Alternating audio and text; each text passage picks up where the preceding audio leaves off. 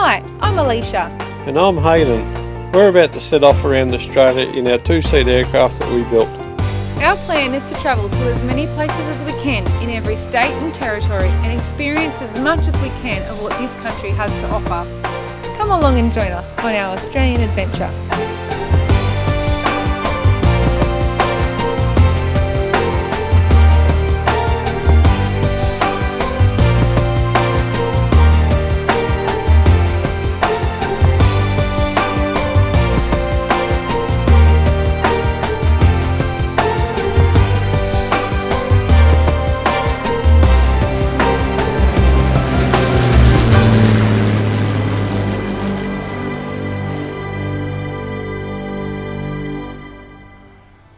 On the last episode of our Australian adventure, we spent a few months getting the plane ready before heading off on our trip.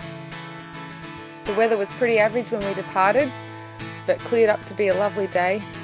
We saw some gliders and some emus and eventually arrived in Cobar.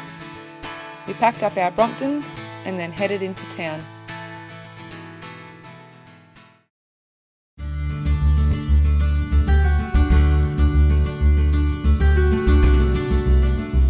Cobar Airport is 7 kilometres from the town centre, which takes about 20 minutes to ride on a push bike. Most of these little towns in Outback Australia exist because of either farming or mining. Cobar is a mining town and it's made its fortunes on mining copper. In 1870, a couple of tank sinkers whose job it was to build dams stopped at a nearby waterhole.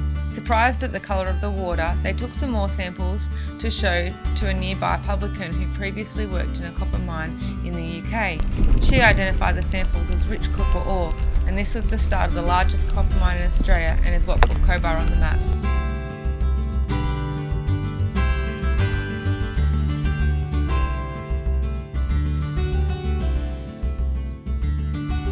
After a good night's sleep, we headed off to see what we could find to do in Cobar. The weather station is only a short drive or ride out of Cobar, where they run regular tours so you can see what happens in a weather station. So there's your dry bulb, that's your current air temperature, which is at the moment reading 22 degrees. This one's the wet bulb, and that's wet all the time by this drawing along the muslin, keeping the bulb wet. Yep. Those two are reading the same, it'd be in rainfall or it'd be fog, one or the other. Right? Yep. So the difference between those two is how you get the humidity and also where you get this dew point reading from. Some of these instruments you'll be aware of if you've been involved with flying. You see them at aerodromes. Wind readings, visibility readings, humidity, temperatures. They're all things that you normally attach to the aviation automatic weather station. Our average rainfall here is about around about 400 millimetres a year. So far we've had about 350 and a bit. Yep. So we're pretty much right on average actually. We actually have balloon flights that normally happen on Mondays and Wednesdays and any other day that we may need it because the frontal system or something might be coming. Unfortunately, the day that we were visiting, there was no balloon released, but it was interesting learning about how they work. So that's the type of balloon we use, which is latex rubber balloon, made in a company in Japan makes them, latex rubber. So underneath the balloon we have the radio sonde, which is connected by this unwinder. So in here we've got pressure, temperature, humidity and wind direction and speed. The balloons are inflated inside the balloon launcher, and at a set time on the specific dates, the launcher will launch the balloon and out it will float out the top of the chamber and up into the atmosphere. Leaving the weather office, we rode back into town to visit the visitors centre. There's a 6-kilometre track built around the town that starts at the Visitors Information Centre that takes you past most of the things worth seeing in Cobar. It's called the Centenary Federation Track. We picked up a map from the Information Centre, which made nearly no sense to us at all. Luckily, the sealed path was clearly marked.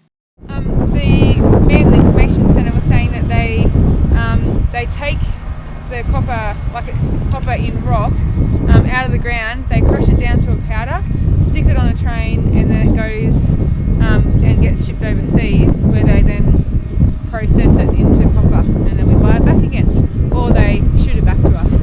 After World War I, the demand for copper dropped, which led to the collapse of the Great Cobar Mine. The mine was dismantled and the region's population went from around 45,000 people to 1,000 people.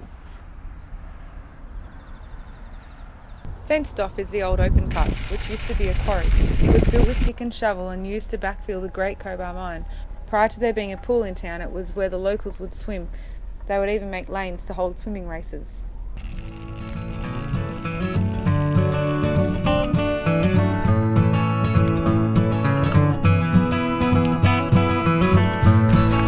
I've seen a blue tongue that big before. Back on the Bromptons, we decided to take some of the back tracks over to the Fort Burke lookout, which gives us a bird's eye view of the town of Cobar, as well as a good look at the new open cut gold mine. The guy in the visitor centre said that if we were lucky, we might get up to the lookout and see the truck pulling the ore out of the mine, and there he was, the truck. We found his comments a little bit funny because we live close to some fairly major coal mines where the mines go for miles and miles and there's dump truck after dump truck after dump truck. When they bring the ore out of the mine, it gets crushed down to a fine powder, and the small particle size optimises gold and copper recovery by exposing the surface of the mineral to chemical extraction. Peak Gold Mine's operation, which is this mine and a few other mines in the area, produces 15 kilos of gold every 1 to 2 days. It also produces copper, silver, and that's about it. We'll head back down the hill and join back onto the Centenary Federation walking track. Next we came across the Newey Reservoir. I didn't realise that there was such lovely water recreational areas in Cobar. From the sky it didn't look like there was any water at all because we're so far west it's just very dry. The water level was a bit low at this time of the year, but they do actually water ski on this little lake. Packed everything up, loaded all back on the Bromptons and headed back to Cobar Airport. And grabbed some fuel so that we could get all the way through to Broken Hill. Jumped in the plane and blasted off. Pushing one of these buttons over here turns dollars into noise, and we head for White Cliffs.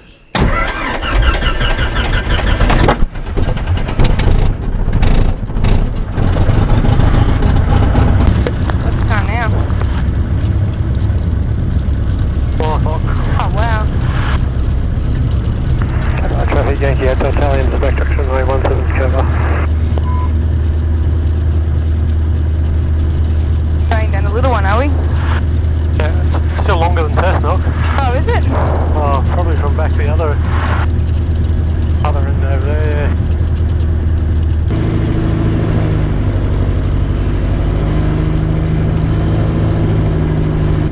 Ready to go?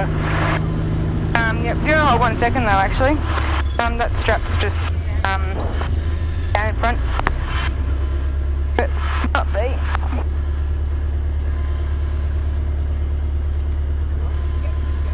Alright. Yep, good to go, thank you.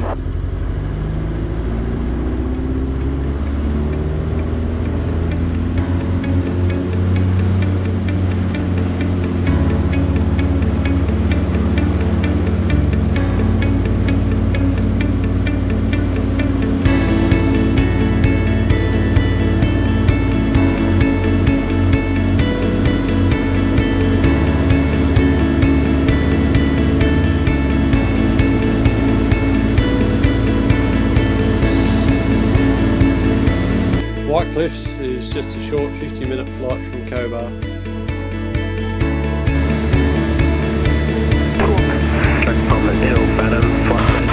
What by now we'd be looking at desert. 296, contact center, 132.9 today. How's the autopilot going? 2.9. No, right on the climb, I need to adjust the a little bit.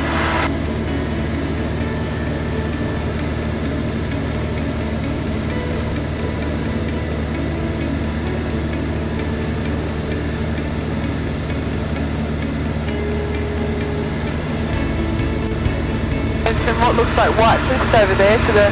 No. Is that where they get the name, I wonder? No. It's just such desolate looking country. Weather for today, moderate turbulence as well. So the aerodrome out there straight on the nose, black line. Yeah. Check it out. Like, all these dirt piles in the middle. And houses all around the outside. Kind of like a golf estate or something. But instead of fancy green pastures there, it's like they're all back onto a mine.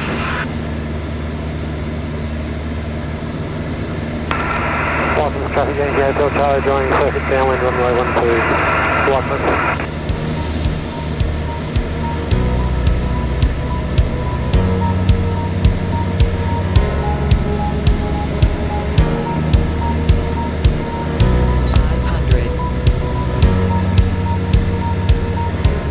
Feels really deceptive.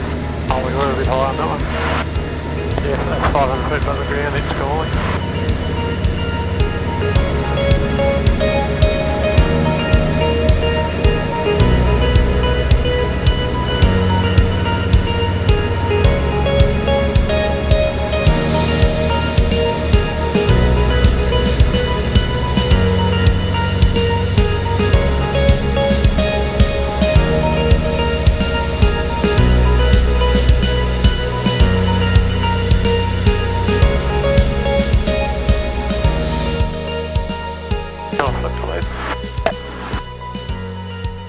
Was that a wheeler?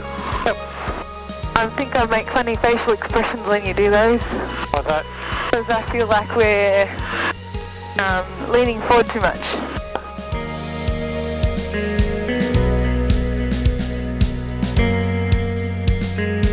I think I like White Cliffs already.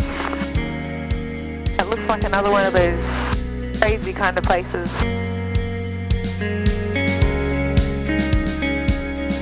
Oh, there's fuel here too, did you know that? Yep. What were you after on the iPad parking? I just turned it off. Oh, okay. Just unplug it out of the... Alright.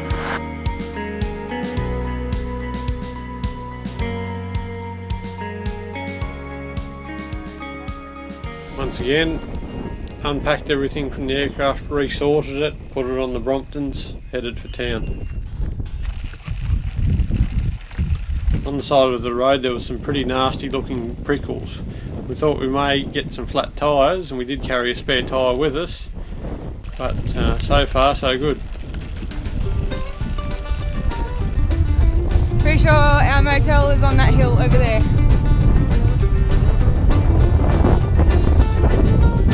There is camping here. Which way?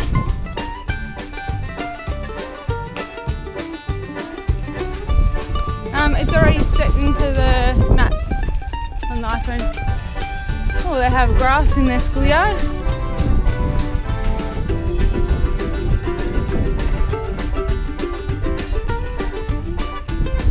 Country Women's Association. Country Women's Association, yep.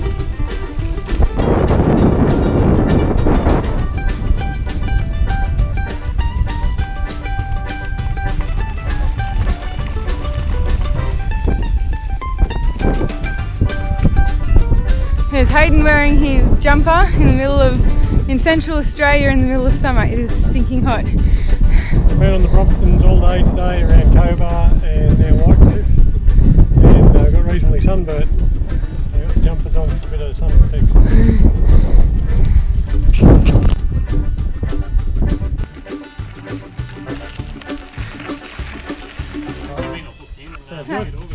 Thanks. We were warmly welcomed by the motel manager, who very quickly bought us some cold drinks and offered to cook us a feed for dinner, which we gladly accepted. I got red in the face too. Not really. I put On your sunscreen- nose a little bit. I put sunscreen on my face. Where were we? How am I? Not too bad. That first time you There's my legs. on the bike, so yeah. I don't want a short tan.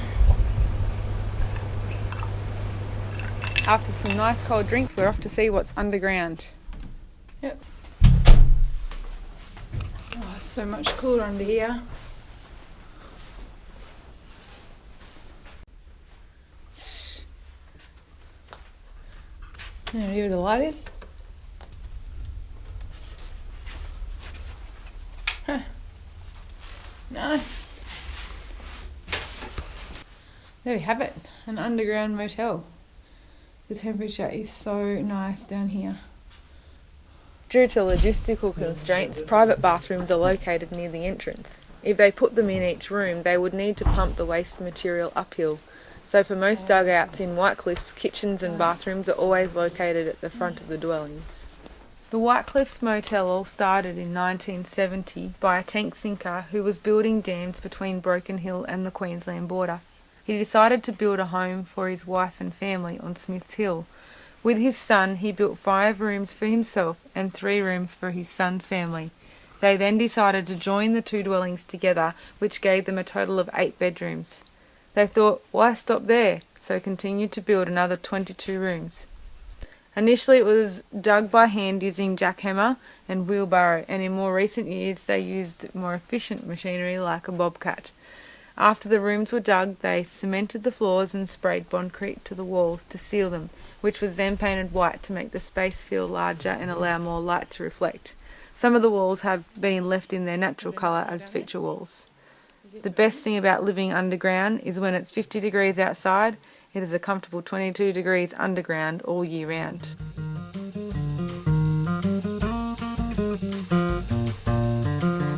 This is a fairly big room with an air hole. This is the ventilation that goes up to the... looks like it's a long way up. Yeah. Going to go and have a look at the historical section of the underground motel. Houses the History and Culture Centre, which is well worth a look. Whitecliffs made its mark on the map in the early 1890s when opal was discovered. People flocked to Whitecliffs from all over the country in the hope of striking it rich in the opal fields. Being so far away from the coast, it amazes me that people were even able to get this far inland back in the days where there was no efficient modes of transport. To get to Whitecliffs, people used to travel by paddle steamer up the Darling River, and they would get off the boat at Wilkenya and then walk or ride the 100 kilometres over to Whitecliffs. Bicycles were the main form of transport back then. Whitecliffs even boasted a bicycle factory in its day. After checking out the motel, we headed up onto the roof to watch the sunset. Inside each bedroom in the motel there was a ventilation shaft that went up to the roof, and here we can see the top of the shaft and also acts as a skylight.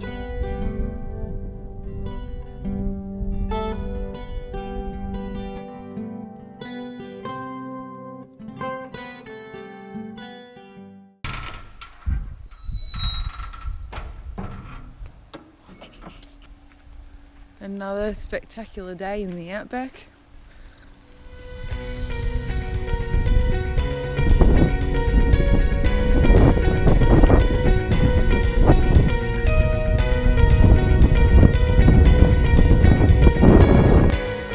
We visited the Parks and Wildlife office, and they've got some displays on there about some of the birds and animals that are in this area.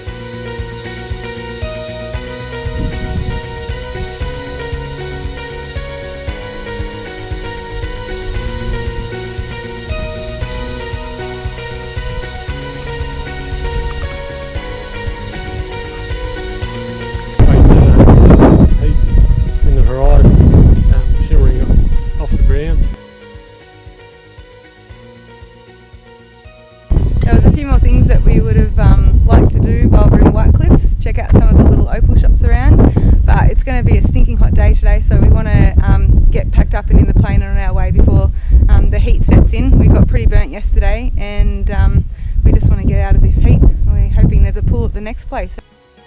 All good? Yep, good to go.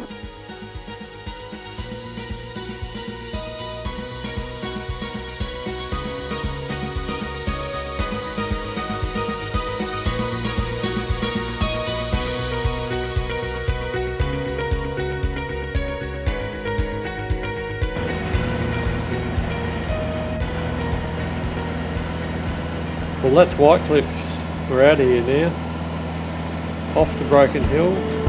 Try and find Mad Matt.